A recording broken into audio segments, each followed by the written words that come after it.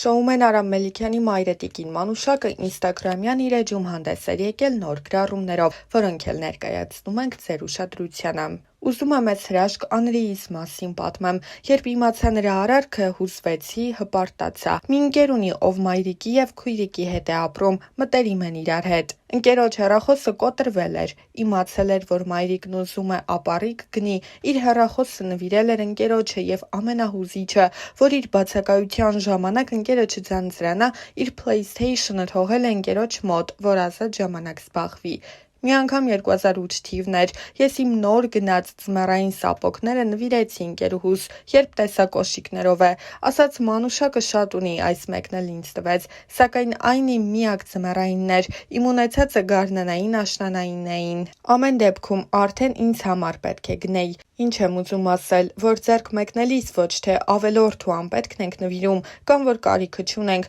այլ այն ինչով կարող ենք օգտակար լինել։ Իմ բարի Անրի, որքան երջանիկ եմ, որ նման ծիլեր ունենք, որ գիտեն կյանքի կարևոր արժեքները, որ այն ոչ թե նյութական է, այլ հոգևոր։ Այսօր նույնիսկ շատ հարազատներ այդքանը չգիտեն, իրար ուրանում են հանուն քար ու փետի։ Շնորհակալ եմ, Տեր ջան։